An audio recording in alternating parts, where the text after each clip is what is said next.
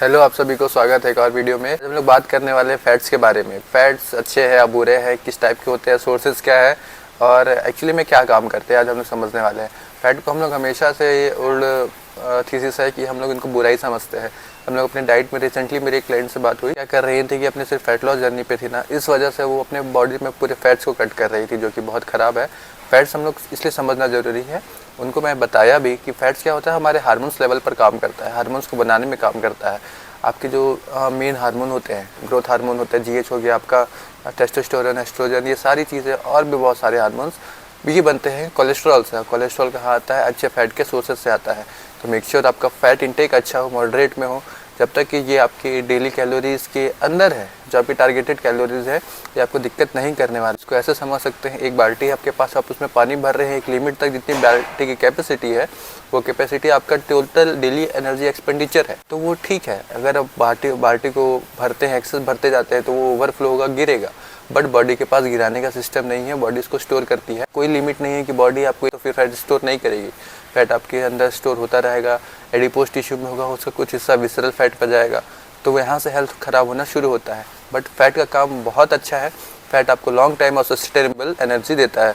1 ग्राम fat के पीछे आपको 9 कैलोरीज मिलती है। ये बाकी के 2 मैक्रोज कार्बोहाइड्रेट और प्रोटीन के कंपेयर में सबसे ज़्यादा है। इसका थर्मिक इफेक्ट भी बहुत अच्छा होता है। फैट को देखें तो फैट हमारे 2 कैटेगरी में होता है, सैचुरेटेड फैट और अनसैचुरेटेड फैट। सैचुरेटेड फैट ऐसे होते हैं जो कि रूम टेम्परेचर पर सॉलिड होते हैं।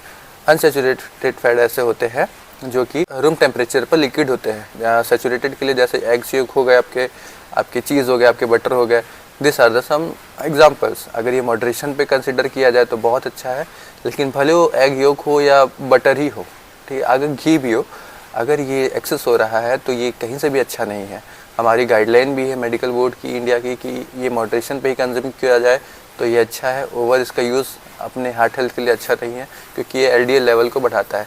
सेम अगर बात की है अनसैचुरेटेड फैट के लिए, ये 2 कैटेगरी में है, मोनो अनसैचुरेटेड फैट और पॉली अनसैचुरेटेड फैट। पहले बात करने वाले हैं मूफा के मोनो अनसैचुरेटेड फैट। ये ऐसे फैट होते हैं जो कि आपके अच्छे हार्ट हेल्थ को प्रमोट करते हैं, जैसे कि कुछ सोर्सेस आलमंड्स हो गए, आपके फ्लैक्स सीड्स हो गए, आपके सीड्स, हमारे ड्राई फ्रूट्स जितने आते हैं, आपके कुछ होते हैं ऑलिव ऑयल होते हैं, ये सारी चीज़ें ना अच्छे फैट के सोर्सेस होते हैं।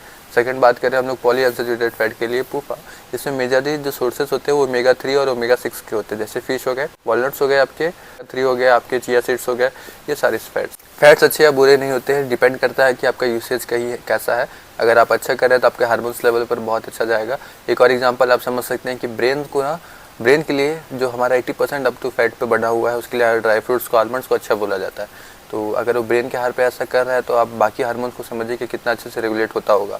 तो this is all about fat today.